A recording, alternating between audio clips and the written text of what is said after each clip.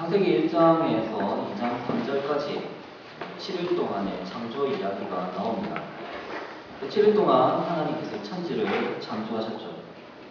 하나님께서 하늘과 땅을 창조하신 것은 바로 땅에 하나님의 나라를 세우시기 위한 것입니다. 그리고 그 나라를 세우는 건축자로서 하나님께서 사람을 창조하시죠.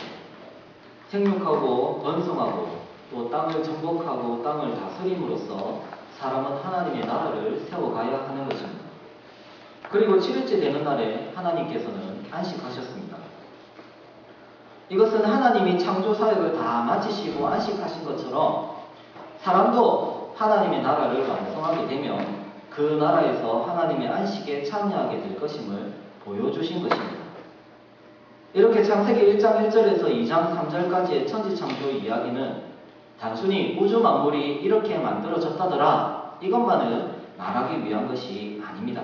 도리어 하나님께서 천지를 창조하신 그 목적과 또 하나님이 이 땅에서 역사를 어떻게 이루어 가실 것인지를 보여주는 하나의 청사진이다 라고 할 수가 있습니다. 큰 그림을 먼저 그려주는 것이죠.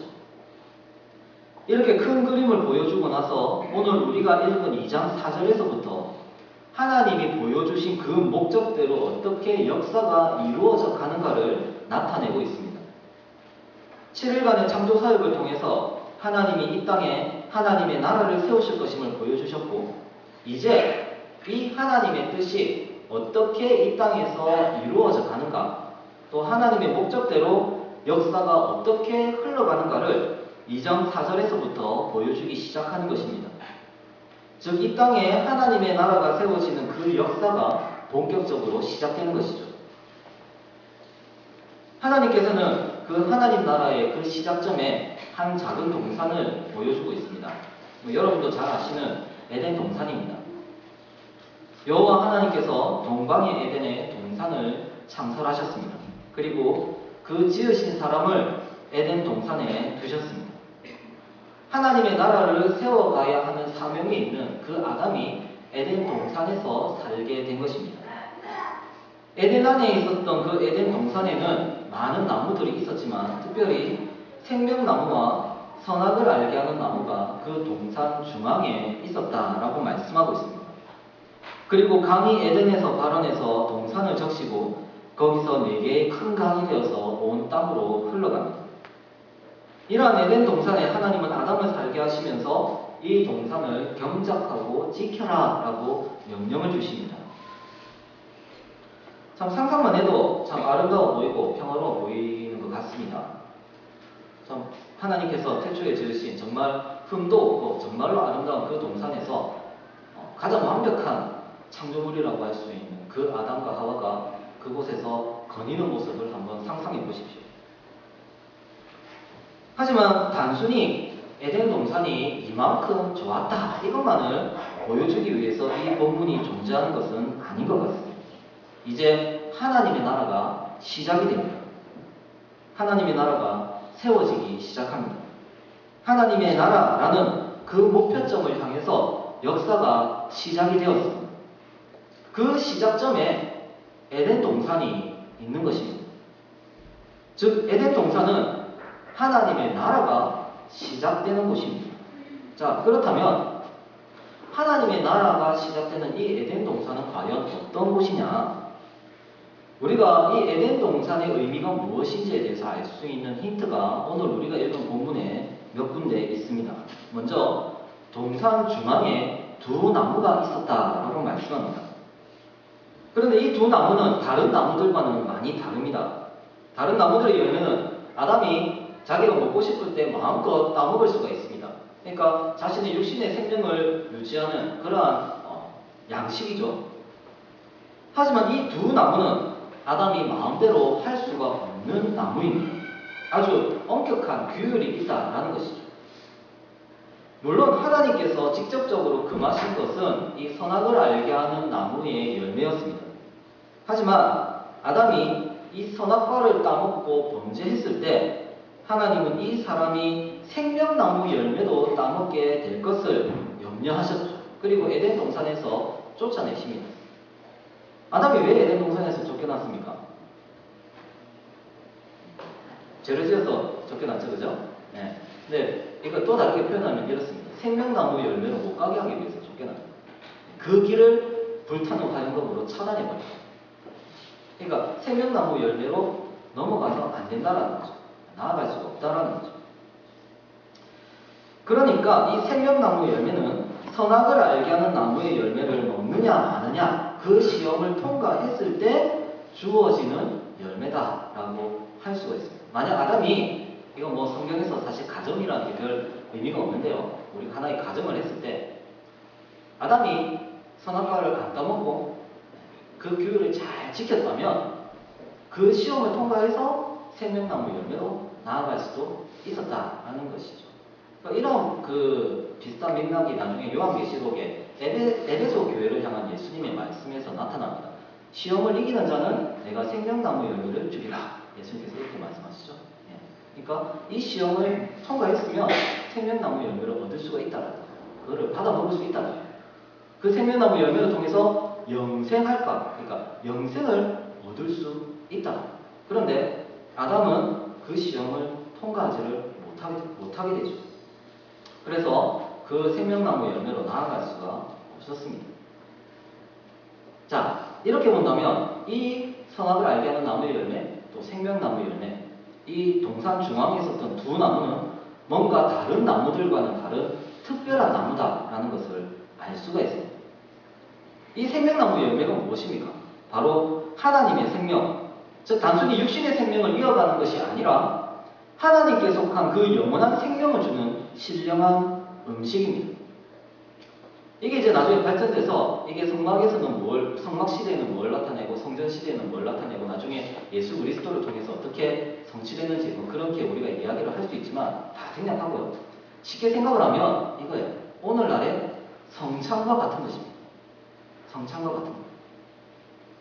그렇기 때문에 이 동산 중앙에 있었던 두 나무는 조금 어려운 표현이지만 이 시대의 성례였습니다.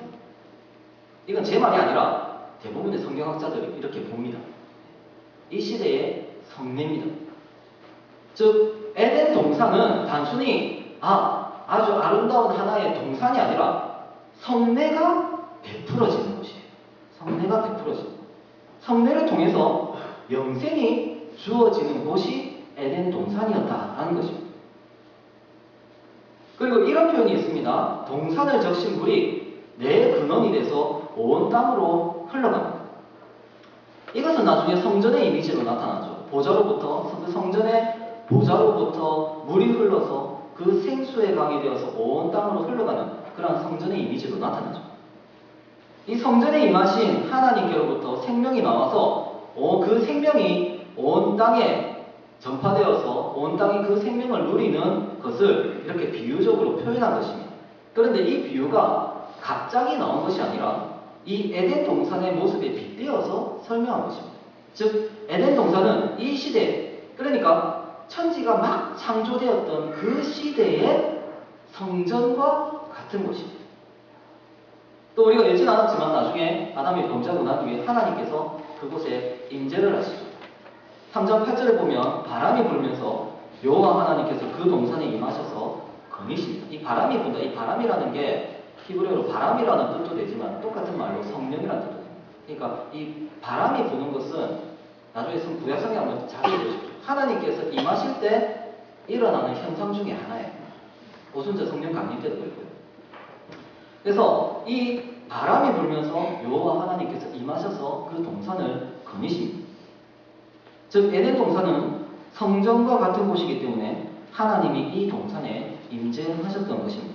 그래서 이 모든 걸 종합해보면 에덴 동산은 단순히 아담과 하와가 평화롭게 먹고 자고 하던 그런 파라다이스 같은 곳이 아니다라는 것입니다. 에덴 동산은 그 태초에 하나님께서 임재하시고 영생의 근원지가 되는 성소였습니다. 그리고 하나님은 아담을 이끌어서 이 에덴 동산을 경작하고 지키도록 하십니다. 여기서 이 경작하다라는 말은 나중에 이 똑같은 단어가 성전의 제사장들에게 사용이 되어지는데 그게 무슨 뜻이냐면 섬기다라는 뜻입니다. 성전에서 섬기다라는 뜻을 가지고 있습니다. 즉 이렇게 번역할 수가 있습니다. 그 사람을 이끌어 에덴 동산에 두어 그곳에서 섬기고 그것을 지키게 하시고, 이렇게 번역할 수가 있는 것입니다. 성도 여러분, 제사장들이 섬기는 것이 무엇입니까? 바로 예배죠. 예배. 성전에서 하나님을 섬기는 것, 그것이 바로 예배입니다. 하나님께서 아담에게 이 성전에서 하나님을 예배하고 그 예배를 통해서 하나님의 성소를 지킬 것을 명령하고 계신 것입니다. 자, 좀 어려울 수 있는데 다시 돌아가세요. 하나님은 하나님의 나라를 세우시기 위해서 천지를 창조하십니다. 그리고 그 나라가 세워지는 역사는 바로 에덴 동산이라는 이 작은 동산에서 시작이 됩니다. 그리고 그 동산은 하나님이 임재하시는 것이고 하나님의 영생이 주어지는 곳입니다. 그리고 하나님의 나라를 세워야 되는 그 사람은, 아담은 하나님의 나라를 세우는 그 시작점에서 가장 먼저 동산에 임재하시는 하나님을 만나서 하나님을 예배해야 해요. 그리고 그 예배를 통해서, 그 예배 가운데 주어지는 은혜의 방편을 통해서 영생을 얻어야 합니다. 그리고 그 영생을 얻은 자로서 이제 동산 밖으로 나아가서 땅을 정복하고 다스려 나가야 하는 것입니다. 성도 여러분, 오늘날의 성소가 어디입니까? 오늘날의 성소가 어디입니까? 오늘날의 성전이 어디입니까? 바로 교회죠. 성례가 베풀어지는 곳이 어디입니까? 교회죠. 생명수강의 근원이 되는 곳이 어디입니까? 바로 교회입니다. 주님의 나라에 하나님께서 임재하시는 곳이 어디입니까? 바로 교회죠. 하나님은 이 교회에 임재하십니다. 하나님은 이 교회의 예배를 통해서 말씀과 성찬이라는 그 생명의 양식을 우리에게 주십니다. 말씀과 성찬을 통해서 우리는 하늘에 속한 영생을 얻습니다. 예배를 통해서, 그리고 말씀과 성찬을 통해서 이 영생을 얻었다면 그 다음 우리는 무엇을 해야 되겠습니까? 하나님은 지금도 하나님의 나라를 세우시고 계십니다. 그리고 우리는 바로 그 나라를 이 땅에 세워나가는 하나님 나라의 건축자들입니다. 그러면 여러분은 어떻게 하나님의 나라를 세우시겠습니까? 물론 복음을 전하고 말씀에 순종하는 삶을 삶으로써 하나님 나라를 세워가야 합니다. 그러나 우리가 정복하기 전에 해야 하는 것이 있습니다. 온 땅을 정복하기 전에 우리가 반드시 해야 하는 것이 있습니다. 바로 하나님을 예배하는 것입니다. 하나님으로부터 이 예배를 통해 영생을 얻는 것입니다. 하나님으로부터 은혜를 받는 것입니다. 그리고 하나님으로부터 능력을 받는 것입니다. 그 능력으로, 우리가 예배 때 받았던 그 능력으로, 그 은혜로 우리가 이 땅을 정복하며 하나님 나라를 세워가야 하는 것입니다. 성도는 교회로 모여서 하나님을 예배함으로 하나님 나라를 세워가기 시작하는 것입니다. 그렇기 때문에 교회는 하나님 나라의 핵심이고 우리의 예배는 하나님 나라의 시작입니다. 물론 아담은 하나님을 예배하는데 실패했습니다.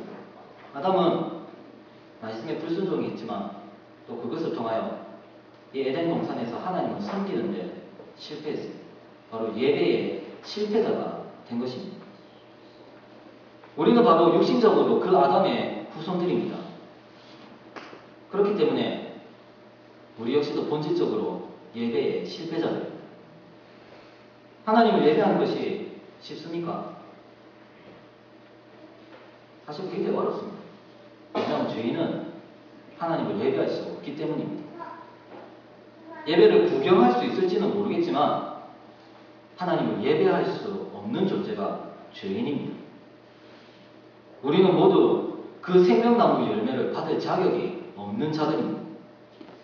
우리는 모두 선악을 알게 하는 나무의 열매를 먹고 스스로 하나님이 되고자 하는 자들입니다.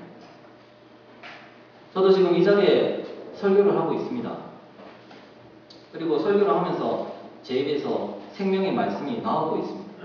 하지만 저 역시 이 생명을 누릴 자격이 없는 자입니다.